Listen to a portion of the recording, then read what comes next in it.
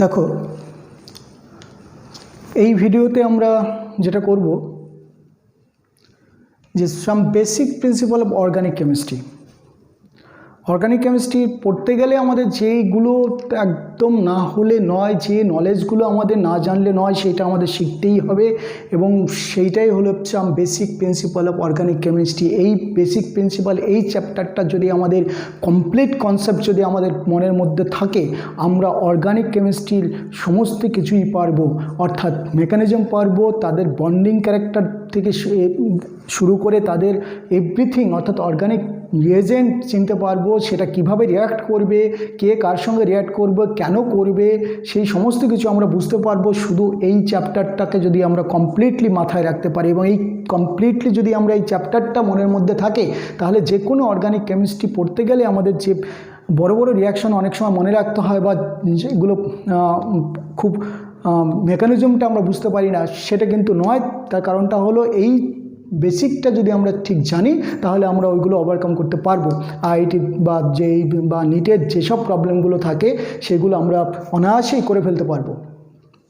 তো এটার ব্যাপারটা হলো যে এই সাম বেসিক প্রিন্সিপালে আমাদের ফার্স্ট জানতে হবে যে কার্বনের হ্যান্ড কত, অর্থাৎ কার্বনের ভ্যালেন্সি কত। কার্বনের যে ভ্যালেন্সি সেটা হলো 4। সেটা আমরা ইলেকট্রনিক কনফিগারেশন থেকে আমরা জানি যে valency of carbon equal to 4। অর্থাৎ কার্বন একটা সি, তার যে অ্যাটমিক নাম্বার সেটা হলো 6। সেই 6 যদি হয়, তাহলে তার যে ইলেকট্রনিক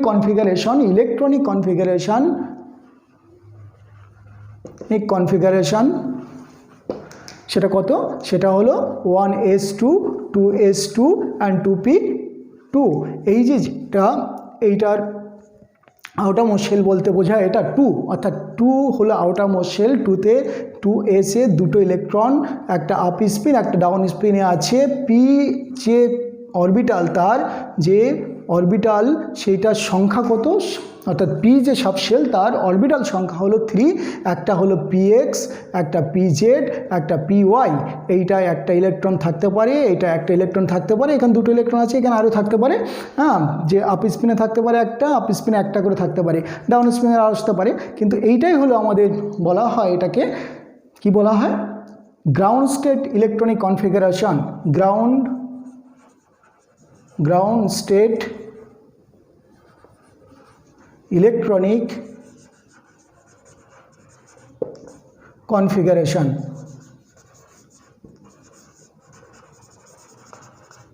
তাহলে গ্রাউন্ড স্টেট ইলেকট্রনিক কনফিগারেশন হলো এইটা। তো এইবারে এই গ্রাউন্ড স্টেট থেকে যদি আমরা এটাকে এক্সাইটেড করে দেই, তাহলে এক্সাইটেড কন্ডিশনে কি হবে, এই অরবিটালই থাকবে, অরবিটাল পাল্টাবে না, কিন্তু এই অরবিটালই থাকবে। কিন্তু এইখান থেকে একটা এনার্জি পেলে কি করবে, এই বন্ড তো নয়, এটা একটা পেয়ার অফ ইলেকট্রন। একটা পেয়ার অফ ইলেকট্রন একটা বন্ডের ইকুইভ্যালেন্ট। তাহলে একটা পেয়ার অফ ইলেকট্রন, পেয়ারটা ভেঙে যাবে।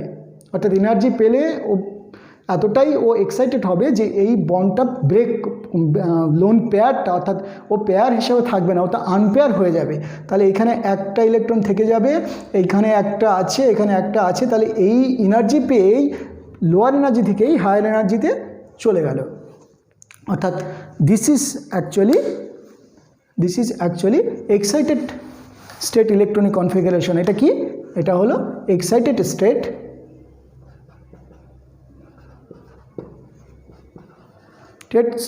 Electronic configuration. ওকে, তাহলে এইটা দিয়ে আমরা কি করব, অর্থাৎ কার্বন এই 4টে ইলেকট্রন দিয়ে, অর্থাৎ তার আউটারমোস্ট শেলে 8টা ইলেকট্রন ও করতে পারে, অর্থাৎ 8টা অক্টেট রুল যেটাকে বলা হয়। হ্যাঁ, এটা একটা থাম রুল বলতে পারি। থাম রুল বলতে মানে জেনারেলি এটাই স্টেবল হয়। হ্যাঁ, তার হায়ার এলিমেন্টগুলো সে 18 ইলেকট্রন 17 ইলেকট্রন রুল আমরা দেখব। কিন্তু কার্বন, অর্থাৎ যাদের টোটাল ইলেকট্রন সংখ্যা 10-এর মধ্যে আছে, তাদের দেখব আমরা যে অক্টেট রুল অবশ্যই ফিল আপ করছে, এবং যাদের 2-এর মধ্যে আছে তাদের ডুপ্লেট রুল। অর্থাৎ কার্বনের অ্যাটমিক নাম্বার 6 ও অক্টেট রুল ফিল আপ করবে, তাই এর ভ্যালেন্সি ম্যাক্সিমাম 4 হতে পারে। এর আউটারমোস্ট শেলে যতগুলো ইলেকট্রন আছে, এইটাই হবে তার ভ্যালেন্সি, অর্থাৎ টেট্রাভ্যালেন্ট কার্বন। তাহলে কার্বন কি করতে পারে, এই কার্বন ও 4টে বন্ড করতে পারে,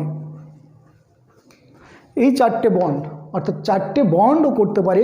এইখানে যদি একটা হাইড্রোজেন আসে তাহলে হাইড্রোজেনে একটা ইলেকট্রন যদি এখানে পুশ করে অবশ্যই ডাউন স্পিনে, এখানেও যদি আর একটা ডাউন স্পিনে একটা হাইড্রোজেন আসে, এখানে ডাউন স্পিনে যদি একটা হাইড্রোজেন আসে, এখানে ডাউন স্পিনে যদি একটা হাইড্রোজেন আসে, তাহলে এটাকে আমরা নাম দেবো, এটা হলো কার্বনের সেকেন্ড শেল অর্থাৎ আউটারমোস্ট শেল।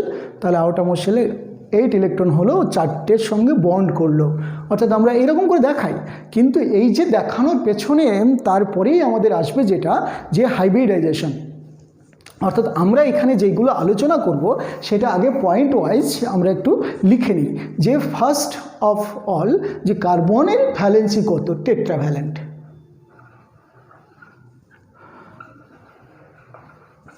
ওকে, তাহলে টেট্রাভ্যালেন্সি অফ কার্বন। 2 নম্বরে আমরা যেটা আলোচনা করব, টাইপস অফ হাইব্রিডাইজেশন। হাইব্রিডাইজেশন দেখব।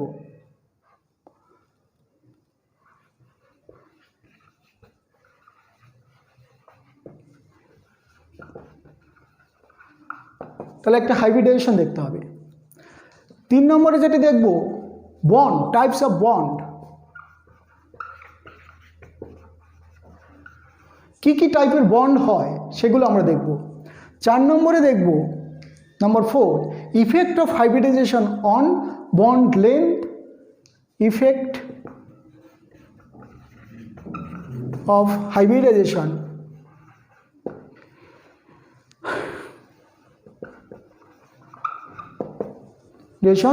কার উপরে on bond length.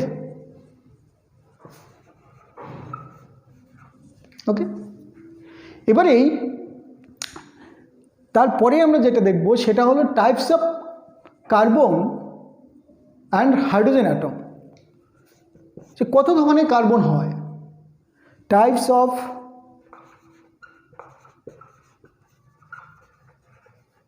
Carbon and hydrogen. Okay, তারপরে যেটা দেখব, structure of সাইক্লোঅ্যালকেন।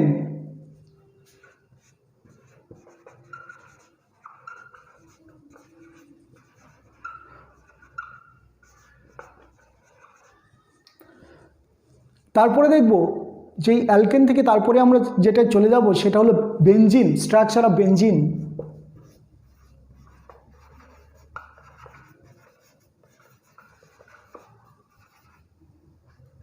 Okay, structure of benzene. তো এই পয়েন্টগুলো তারপরে আমরা যেগুলো দেখব, স্ট্রাকচার অফ বেনজিনের মধ্যে অনেকগুলো পয়েন্ট আসবে। হ্যাঁ, কার কার স্ট্রাকচার দেখবো, বেনজিনে কী কী কে স্ট্রাকচার বলে গেল, রেজোনেন্স স্ট্রাকচার, এইসব আমরা রেজোনেন্স এনার্জি এইসব ক্যালকুলেশনে আসবো। অর্থাৎ ফার্স্ট অফ অল আমরা কার্বনের টেট্রাভ্যালেন্সি নিয়ে আমরা কিন্তু কথা বলেছি অলরেডি, যে কার্বনের 4টে হাত ও 4টে বন্ড ও করতে পারে। টাইপস অফ হাইব্রিডাইজেশন, এবার ফার্স্টে আমাদের হাইব্রিডাইজেশন কি, হাইব্রিডাইজেশন কি?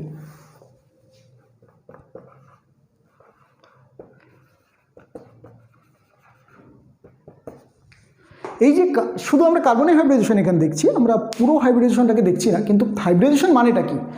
Hybridization is the mixing of atomic orbital, mixing of atomic orbital to form molecule.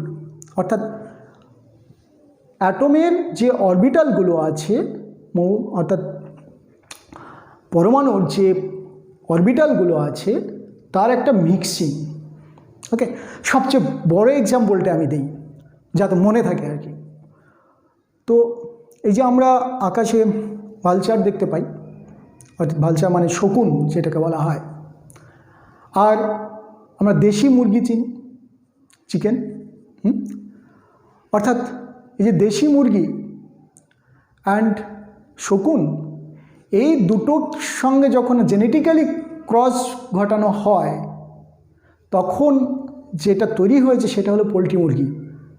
অর্থাৎ নর্মাল যে পোলট্রি চিকেন অর্থাৎ পোলট্রি মুরগি যেটা, সেটা কার কার ক্রস, ভালচার অ্যান্ড আমাদের নর্মাল চিকেন, অর্থাৎ দেশি মুরগি এবং আমাদের শকুনের ক্রস মিক্সচারটাই হলো পোলট্রি মুরগি। তাহলে পোলট্রি মুরগিটার চেহারাটা কীরকম? শকুনের মতো নয়, আবার দেশি মুরগির মতো নয়।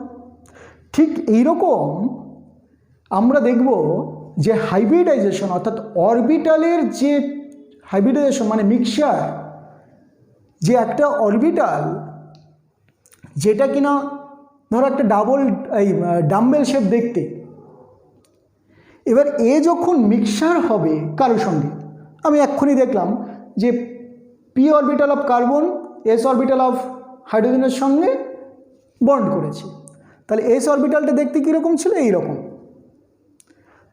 পি অরবিটালটা দেখতে এইরকম। তাহলে এই দুটো যখন মিক্সচার হবে তবেই তো বন্ড হবে। তাহলে এই অরবিটালের চেহারাটা পাল্টে যাবে, অর্থাৎ এইখান থেকে দেখলে আমরা দেখতে পাবো যে চেহারাটা হয়ে গেছে এইরকম। এটা কি করে সম্ভব? অর্থাৎ চেহারা পাল্টে গেছে, অর্থাৎ shape of the orbital change, অর্থাৎ এইটাকে বলবো হাইব্রিড অরবিটাল, আর এটা তার নিজস্ব অরবিটাল ছিল। অর্থাৎ mixing of orbital is known as hybridization. And hybridization হতে গেলে অবশ্যই কী হতে হবে, তার শেপ চেঞ্জ হতে হবে, নিজের আকারের মতো থাকলে হবে না। ওকে, তাহলে আমি কার্বনের হাইব্রিডাইজেশনটা একটু বুঝিয়ে নিই, ব্যাপারটা কীরকম। কার্বনের হাইব্রিডাইজেশন দেখো, কার্বন এখানে এর কটা অরবিটাল, 3টে অরবিটাল। তাহলে আমি দেখলাম এই যে ব্যাপারটা এই ছিল, এখানে হাইড্রোজেন এলো, মানে হলো অ্যাকচুয়ালি ইলেকট্রন ডেন্সিটি এইখান দিয়ে মনে হচ্ছে এখান দিয়ে যাচ্ছে আর কি। যদি আমরা একদম ক্লাসিক্যালের মতো দেখে নেই যে ইলেকট্রন এইখান দিয়ে যাচ্ছে, এইখান দিয়ে ঘুরছে, এখানে যাচ্ছে, এইখানে ঘুরছে, এই তো ছিল। অর্থাৎ আমরা একটু ইমাজিন করতে পারি যে ইলেকট্রনটা এইখান দিয়ে যখন যাচ্ছে, জাস্ট এইখানে যখন ইলেকট্রনটা গেল, এখান থেকে ইলেকট্রন ধরে এখানে চলে এলো, আসার সঙ্গে সঙ্গে এই ইলেকট্রনটা তো যখন এইখানে যাচ্ছিল, এইখানে এলো, বা এইখান দিয়ে যাচ্ছিল বা এইখানে এলো, সঙ্গে সঙ্গে ও তো এই ভেলোসিটিতে যাচ্ছিল, আবার এইটা যখন এখানে চলে এলো, তাহলে এই দুটোর মধ্যে একটা রিপালশন চলে আসবে। তখন এই রিপালশনটার জন্য ও ওই দিকে না গিয়ে ও এই দিকে, অর্থাৎ এই ইলেকট্রনটা এই দিকে চলে গেল।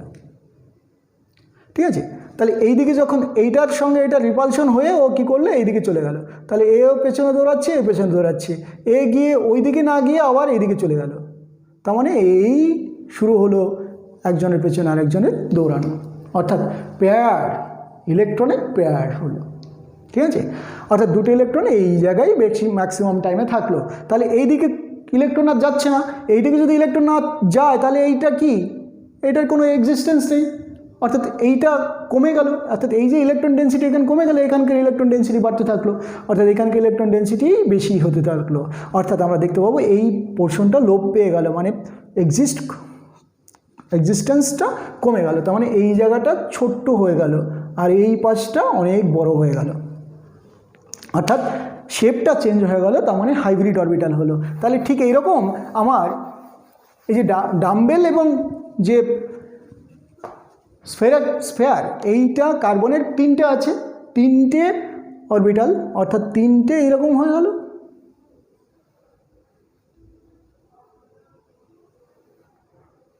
তিনটে পি অরবিটালের শেপ এইরকম হয়ে গেল। এবারে যখন 3টে পি অরবিটালের শেপ এইরকম হয়ে গেল, তাহলে অটোমেটিক্যালি আরেকটা কার্বনের এস অরবিটাল রয়েছে 2s, সেই 2s যখন বন্ড করেছে সেটা তো এই ছিল, তাহলে এটা মাঝখানে এই বড়ই হচ্ছিল, কিন্তু এই বড় অরবিটালটা যখন এখানে স্ফেয়ার আকারে আসবে তখন এখানকার এদের রিপালশন হবে। রিপালশন হলে এই স্ফেয়ারটা দেখো, এইরকম একটা স্ফেয়ার, এদিক থেকে রিপালশন হচ্ছে, এদিক থেকে রিপালশন হচ্ছে, তাহলে শেপটা কীরকম হবে, এদিক চেপে যাবে, অর্থাৎ এও একই রকম চেহারা নিল। অর্থাৎ আলটিমেটলি আমি কি দেখতে পেলাম, দেখতে পেলাম যে এস অরবিটাল যেটা স্ফেয়ার ছিল, সে স্ফেয়ার অরবিটালটা নেই, সে একটা হাফ ডাম্বেল হয়ে গেছে, আর যেটা ফুল ডাম্বেল ছিল তারাও একটা হাফ ডাম্বেল হয়ে গেছে। অর্থাৎ এইগুলো হলো হাইব্রিড অরবিটাল। এই হাইব্রিড অরবিটালগুলো আবার যখন এই রকম এলো, তখন ওরা একটা নির্দিষ্ট ডিস্টেন্স মেনটেন করে দাঁড়িয়ে পড়বে, অর্থাৎ arrangement of the hybrid orbital, সেটাকে আমরা বলবো যে টেট্রাহেড্রাল অ্যারেঞ্জমেন্ট। এই কার্বনিক ক্ষেত্রে 4টে বন্ড যখন হলো, এই 4টে বন্ড ওরা কীরকমভাবে দাঁড়ালো, টু মিনিমাইজ দ্য এনার্জি, অর্থাৎ আমরা বলবো বন্ড এনার্জি হোক, তোমার রিপালশন অফ দ্য বন্ড বা লোন পেয়ার যাই হোক না কেন, এখানে সব বন্ড পেয়ার, তাহলে বন্ড পেয়ার রিপালশনটাকে মিনিমাইজ করার জন্য ওরা কীরকম কার্বন এটা নিচের দিকে গড়লাম, এটাকে উপরের দিকে ধরলাম, এইটাকে আঁকি, অর্থাৎ যেটা হলো যে ব্যাপারটা কীরকম, হ্যাঁ, যে এইটা তিনটে এইদিকে আরেকটা উপরের দিকে, অর্থাৎ টেট্রাহাইড্রাল আমরা যদি দেখাই তাহলে কীরকম দেখতে পাই, এইরকম, এই টেট্রাহাইড্রাল স্ট্রাকচার, অর্থাৎ টেট্রাহাইড্রাল কেন বলছি, কারণ এই তিনটে পয়েন্ট দিয়ে একটা প্লেন ড্র করা যায়, এইটা দিয়ে একটা প্লেন ড্র করা যায়, এইটা এই তিনটে দিয়ে একটা প্লেন ড্র করা যায়, এইটা এই তিনটে দিয়ে প্লেন ড্র করা যায়, অর্থাৎ চারটে প্লেন ড্র করা যায়। হ্যাঁ, তিনটে পয়েন্ট দিয়ে সবসময় একটা প্লেন ড্র করা যায়, অর্থাৎ আমরা কি দেখতে পেলাম যে তিনটে পয়েন্ট দিয়ে যেহেতু একটা প্লেন ড্র করা যায়, তাই এটা টেট্রাহাইড্রাল, মানে চারটে প্লেন ড্র করা যায়। তার মানে আমি এটা দেখলাম এইরকম,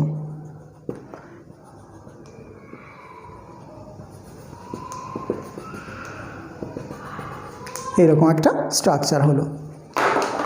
ক্লিয়ার?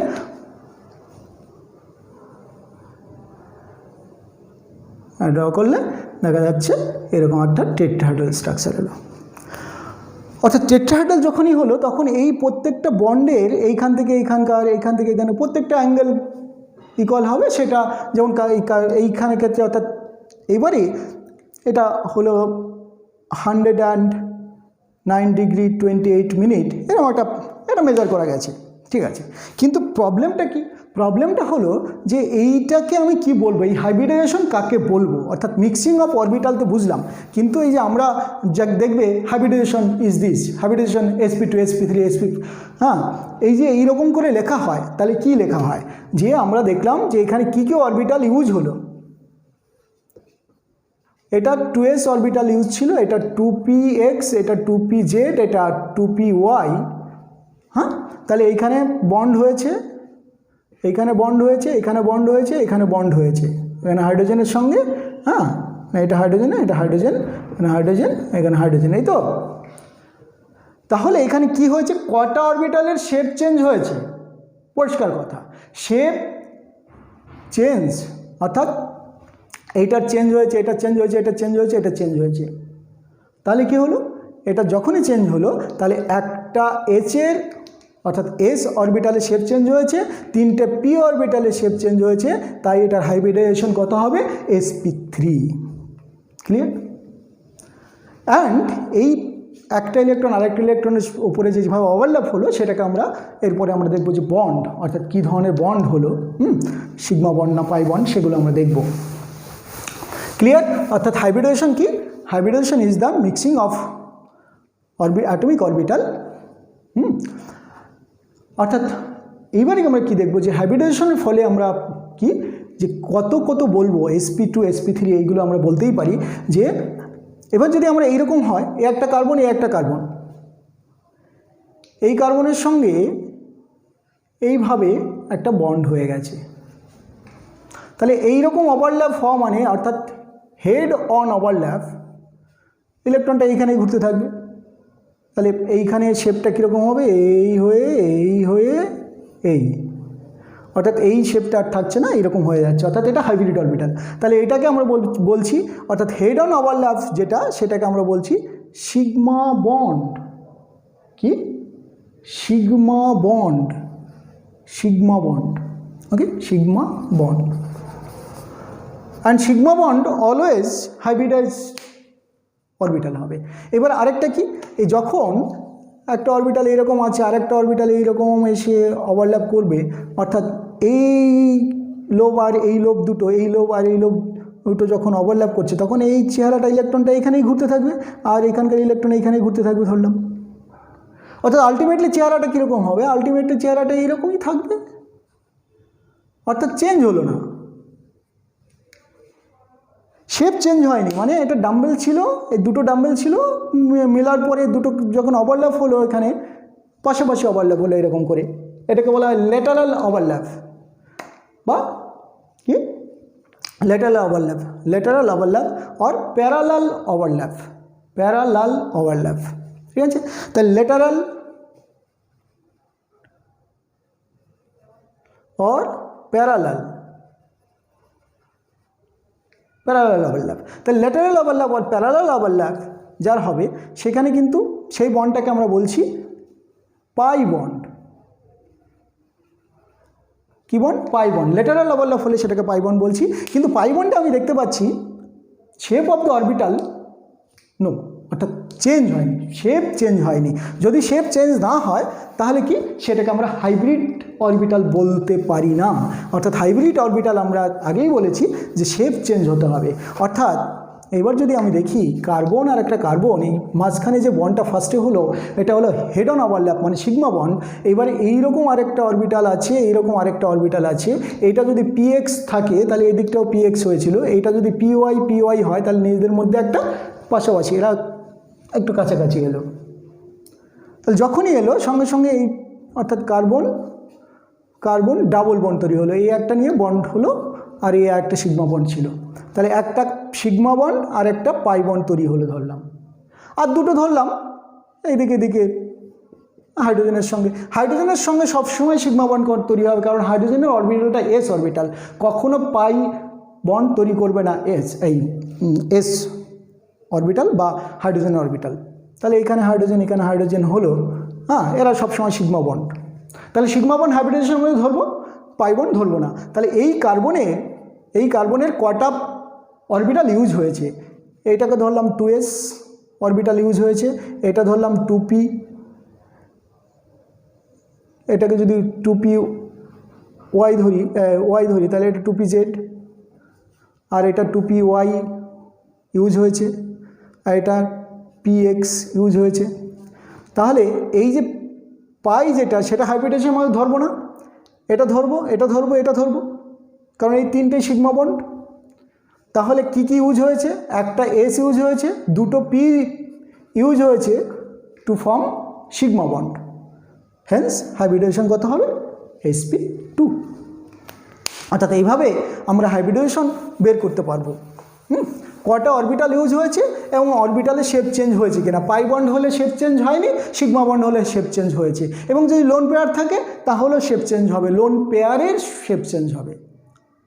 ওকে, তাহলে যাও আমরা আগে একটু এগিয়ে যাই, আর হাইব্রিডেশন নিয়ে আমরা পরে ডিটেলসে বলবো। কিন্তু তারপরে কি এই টাইপস অফ বন্ড আমরা দেখলাম যে sigma bond and pi bond. Third point আমাদের এগিয়ে গেছে।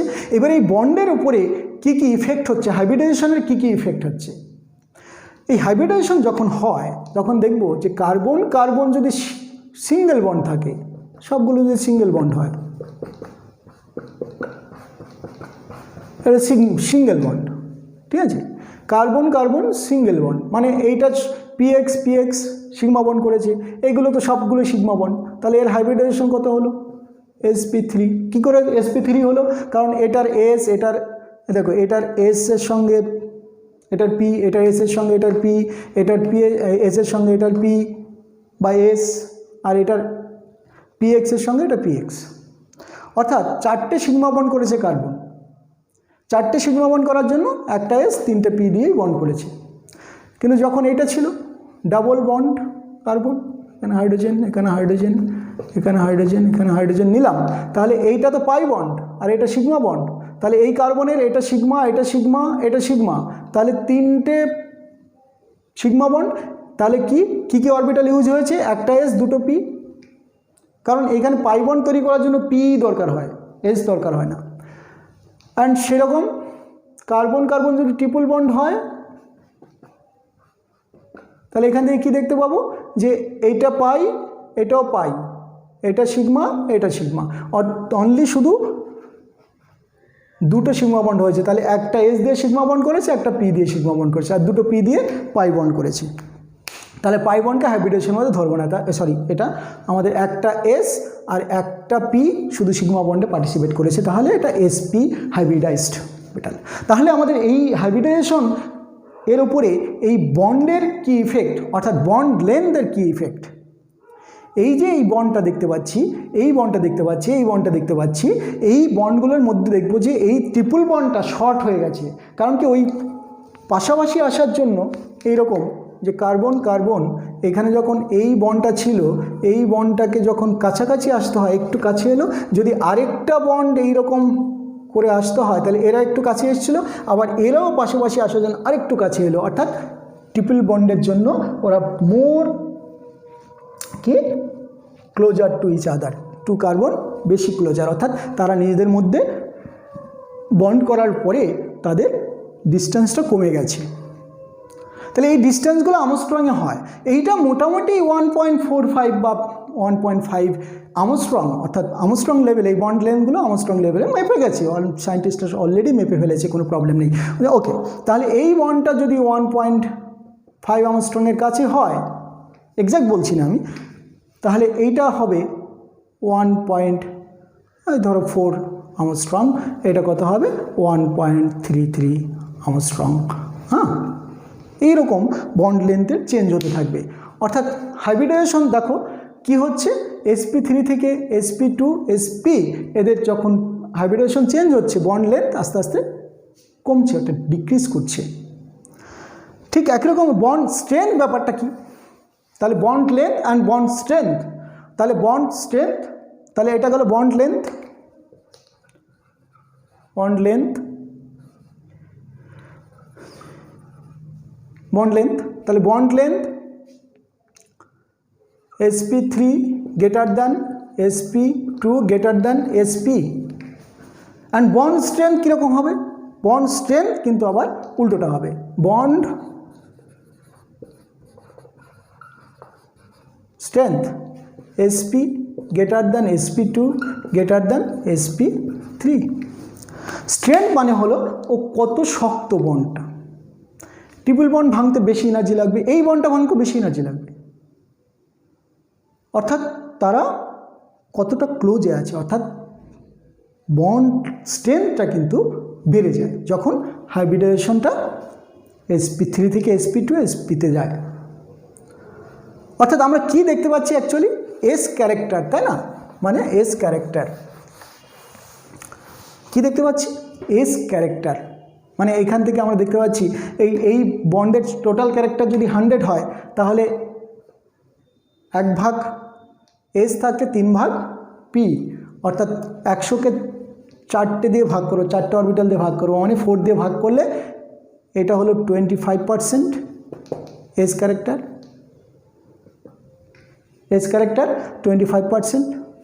এখানে এস ক্যারেক্টার, এখানে 100কে 3 দিয়ে ভাগ করব, কারণ এটার একটা আর এটার দুটো, তাহলে এটার একটা পার্সেন্টেজ কত 33.33, আর এখানে তো 100কে 2 দিয়ে ভাগ করো, দুটো অরবিটাল, তাই এটা 50% এস ক্যারেক্টার এগুলো। তাহলে অর্থাৎ আমি কি দেখতে পাচ্ছি, এস ক্যারেক্টার যত ইনক্রিজ করছে বন্ড স্ট্রেংথ ইনক্রিজ করছে, অর্থাৎ এই কার্বন কার্বন বন্ড স্ট্রেংথটা অবশ্যই ইনক্রিজ করছে। কিন্তু এই কার্বন, এই ব্যাপারটা হলো যে কার্বন এবং হাইড্রোজেনের মধ্যে ইলেকট্রোনেগেটিভিটি ডিফারেন্সটা চলে আসছে, কারণ এই ইলেকট্রনটাকে অনেকটা টেনে রাখছে, অর্থাৎ ইলেকট্রোনেগেটিভিটি ইনক্রিজ করে গেল।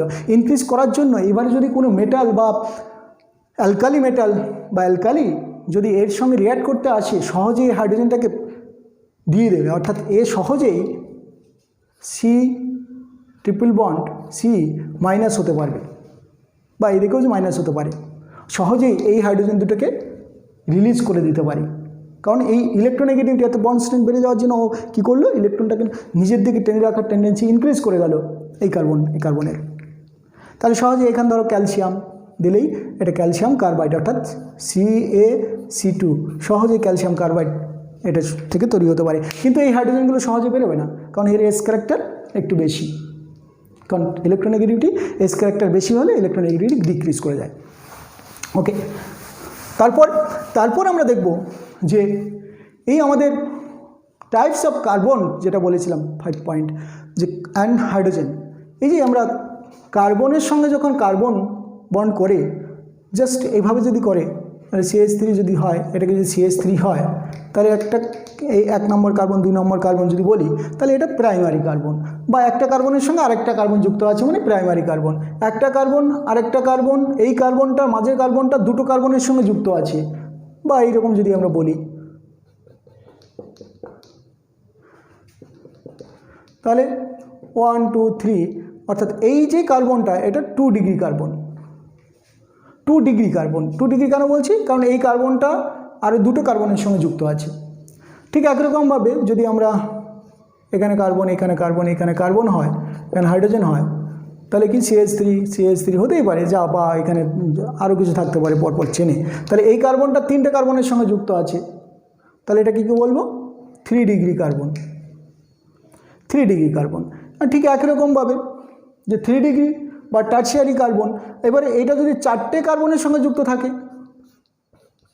তাহলে এটাকে বলবো, তাহলে এটা কি? প্রাইমারি কার্বন, এটা সেকেন্ডারি কার্বন, এটা টার্সিয়ারি কার্বন 3 ডিগ্রি और টার্সিয়ারি কার্বন। আর এটাকে কী বলছি?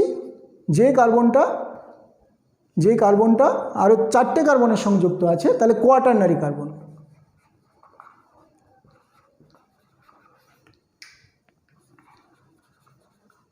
ঠিক আছে, তাহলে কোয়াটারনারি কার্বন অর্থাৎ টাইপস অফ কার্বন। এবং হাইড্রোজেন কি? হাইড্রোজেন আমরা এই যখন প্রাইমারি কার্বনের সঙ্গে যে হাইড্রোজেনটা থাকবে এটা অবশ্যই আলফা হাইড্রোজেন। হ্যাঁ, এইগুলোকে আমরা বিটা হাইড্রোজেন অর্থাৎ বিটা কার্বনের সঙ্গে, অর্থাৎ আলফা কার্বন তারপরেরটা বিটা কার্বন। হ্যাঁ, এইভাবে আমরা টাইপস অফ কার্বন এবং টাইপস অফ হাইড্রোজেন এভাবে বলতে পারি। এইগুলো আমাদের রিয়াকশন মেকানিজমের কাজে লাগবে। এবারে স্ট্রাকচার অফ সাইক্লো অ্যালকেন, অর্থাৎ এইগুলো গেল আমাদের অ্যালকেন, অর্থাৎ carbon carbon bond long chain. হ্যাঁ, যদি সিগমা বন্ড করে যায়, হ্যাঁ সিগমা বন্ড হোক বা পাই বন্ড হোক, যাই হোক না কোনো অ্যালকেন, অ্যালকিন, অ্যালকাইন। কিন্তু এই যে সাইক্লো অর্থাৎ ধরলাম এটা মানে হলো এই কার্বন, তারপরে এই কার্বন, এই কার্বন, এই কার্বন, এই কার্বন। হ্যাঁ, তো এইভাবে আমাদের কার্বন কার্বন যুক্ত আছে ধরলাম। তাহলে এখানে আর কিছু না থাকলেও দুটো হাইড্রোজেন করে থাকবে। কিছু না থাকা মানে এখানে কিছু দেয়নি, মানে এখানে দুটো হাইড্রোজেন আছে, দুটো হাইড্রোজেন আছে, দুটো হাইড্রোজেন আছে, অর্থাৎ হাইড্রোজেন হাইড্রোজেন হাইড্রোজেন হাইড্রোজেন। কিছু না দেওয়া মানে হাইড্রোজেন।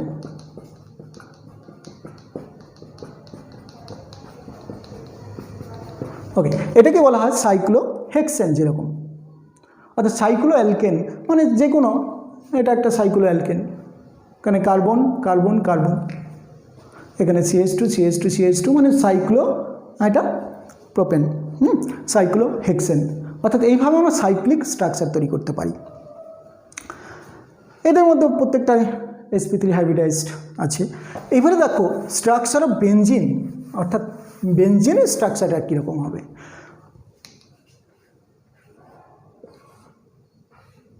অর্থাৎ সাইক্লোহেক্সেন ফার্স্ট স্কেলিটন, তারপরে এইখানে একটা ডাবল বন্ড, এখানে একটা ডাবল বন্ড, এখানে একটা ডাবল বন্ড। অ্যান্ড অলরেডি তাহলে এখানে কি আছে? হাইড্রোজেন আছে, এখানে হাইড্রোজেন আছে, এখানে হাইড্রোজেন আছে, এখানে হাইড্রোজেন আছে, এখানে হাইড্রোজেন আছে, এখানে হাইড্রোজেন আছে। এই যে কার্বনের 4টে হাত, এই কার্বনটার 1 2 3 4টে, প্রত্যেকটা 4টে। তাহলে এবারে এই স্ট্রাকচারটা তৈরি করতে গিয়ে অনেক সায়েন্টিস্টে কাজ করেছেন। তার মধ্যে আমরা মেনশন করতে পারি কেকুলে অ্যান্ড ডোয়ার। ঠিক আছে, এটাকে কেকুলে স্ট্রাকচার বলে, এটাই Kekule structure of benzene. And Dewar benzene বলে একটা বেনজিন আছে, উনি কী করলেন? এইরকম করে ড্র করলেন, তাতেও তো হ্যান্ডগুলো সব ফিল আপ হচ্ছে, নো প্রবলেম নেই। কিন্তু এটা থেকে এটা স্টেবিলিটি কমে গেল, এটা থেকে এটা স্টেবিলিটি বেড়ে গেল। অ্যান্ড সেইটা কেন এলো সেইগুলোর এক্সপ্লানেশনটা কিন্তু আছে। অর্থাৎ এইটাকে আমরা অ্যাকসেপ্ট করলাম না, এটাকে অ্যাকসেপ্ট করেছি আলটিমেটলি। তো এটাকে অ্যাকসেপ্ট করার পেছনে কারণ হলো যে আমাদের কতগুলো কি আছে, রেজোনেন্স এর ব্যাপার আছে। মলিকুলার অরবিটাল থিওরি এর মধ্যে আছে, কিন্তু সেটা আমরা পরে যেখানে বন্ডিং পড়াবো সেখানে আমরা পড়াবো। কিন্তু এখানে রেজোনেন্সটা আমাদের দরকার। অর্থাৎ এই যে রেজোনেন্স স্টেবিলাইজড রেজোনেন্স, তাহলে এইখানে কেকুলে যে স্ট্রাকচারটা দিল তাতে কি হলো, এইটা আমরা এইভাবে লিখতে পারি। এই বন্ডটা আমি এইখানে দিলাম, এই বন্ডটাকে এইখানে সরিয়ে দিলাম, আর এখানকার বন্ডটাকে এইখানে দিলাম, তাতে কোনো প্রবলেম নেই। অর্থাৎ এইটা এবার আলটিমেটলি তোমরা বলতেই পারো যে এই বন্ডটাকে শুধু ঘোরাবো, কতক্ষণ ঘোরাবো, আবার এখান থেকে এখানে, এখান থেকে এখানে, এরকম ঘোরাতেই পারি। অর্থাৎ আলটিমেটলি আমরা মাঝখানে এরকম গোল করে দিয়ে রাখি।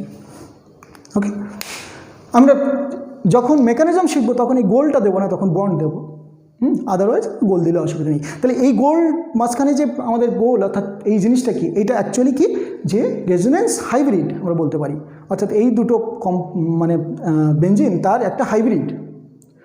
এবং এবারে এই রেজোনেন্স এনার্জি কি, the resonance energy is the energy difference between the more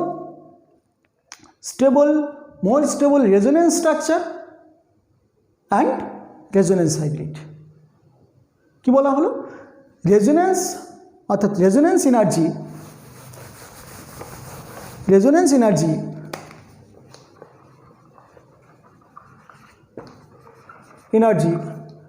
is the energy difference between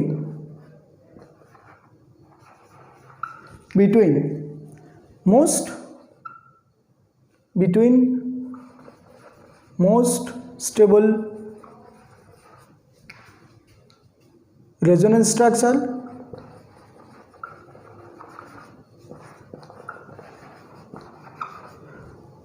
and resonance hybrid। ওকে, অর্থাৎ যেটা মোস্ট স্টেবল রেজোনেন্স স্ট্রাকচার হবে এবং রেজোনেন্স হাইব্রিড এর মধ্যে যে এনার্জি ডিফারেন্স সেটাই হবে আমাদের রেজোনেন্স এনার্জি। এবার এই রেজোনেন্স এনার্জি আমরা কিভাবে ক্যালকুলেট করতে পারি, এটাকে শিখতেই হবে। দেখো, অর্থাৎ resonance energy can be calculated, resonance energy can be calculated by heat of hydrogenation,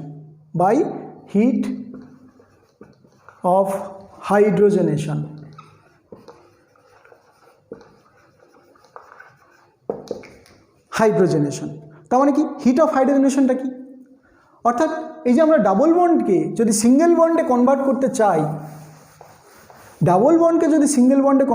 চাই, লেট আস কনসিডার সাইক্লোহেক্সিন, এখানে ডাবল বন্ডটা আছে, তাহলে এইটার মধ্যে যখন আমরা হাইড্রোজেন দেব, একটা ক্যাটালিস্ট দিতে হবে, হিট দিতে হবে, দিলাম, তাহলে আমাদের কি হলো, সাইক্লোহেক্সেন তৈরি হলো। কি তৈরি হলো, একটা সাইক্লোহেক্সেন তৈরি হলো।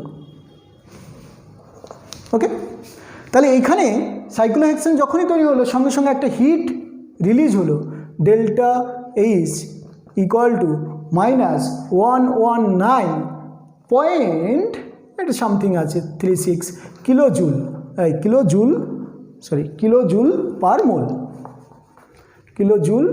পার মোল। ওকে, তাহলে এই এনার্জিটা দেখো রিলিজ হয়ে গেল। তাহলে সেই অনুসারে যদি আমাদের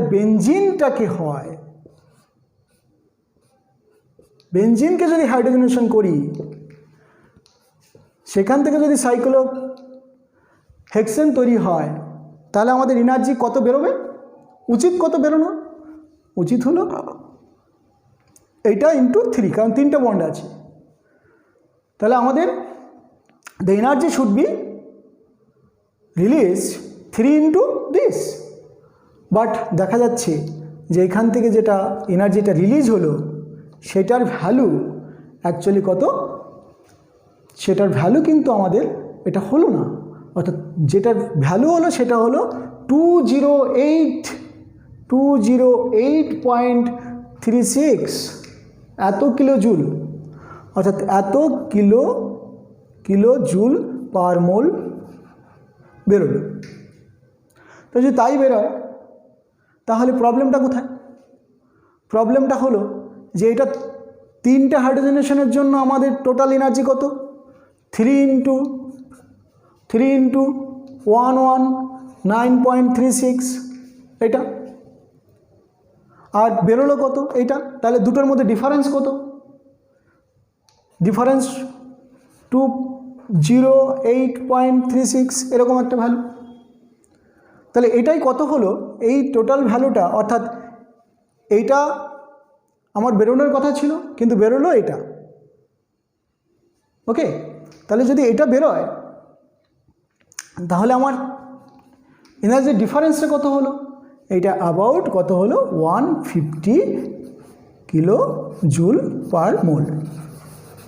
ওকে, তাহলে এই যে যেটা হলো এটা 150 কিলো জুলের মতো এনার্জি কিন্তু আমার হওয়া নেই, তো গেল কোথায়?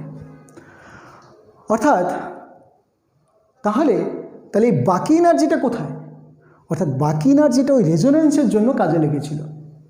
অর্থাৎ এইভাবে আমরা রেজোনেন্স এনার্জি বের করবো। তাহলে এইটাই কি রেজোনেন্স এনার্জি, যে এইটা বেরোলো, তাহলে বাকি এনার্জিটা গেল কোথায়? অর্থাৎ ওই বাকিটা ওই রেজোনেন্সের জন্য কাজে লেগেছিল। ক্লিয়ার? অর্থাৎ রেজোনেন্স এনার্জি আমরা এইভাবে বের করতে পারি ফ্রম দ্য হাইড্রোজেনেশন, অর্থাৎ হিট অফ হাইড্রোজেনেশন। ক্লিয়ার? অর্থাৎ এরপরে আমরা মেকানিজমে ঢুকে যাব, আরও বেশ কিছু রিয়েজেন্ট, তার plus I effect, minus I effect, plus R effect, minus R effect, mesomeric effect, electromeric effect, এই যে সমস্ত ইফেক্ট যদি আমরা ঠিকঠাক করে বুঝে নিই তাহলে আমার মেকানিজম বুঝতে কোনো প্রবলেমই নেই। অ্যান্ড সেটাকে আমরা এর পরের লেকচারেই আমি দেব। অর্থাৎ তার জন্য আমার এই ভিডিওটাকে দেখা মাত্র তোমরা সাবস্ক্রাইব করে রাখবে অ্যান্ড পরপর ভিডিওগুলো পেতে থাকবে। Thank you.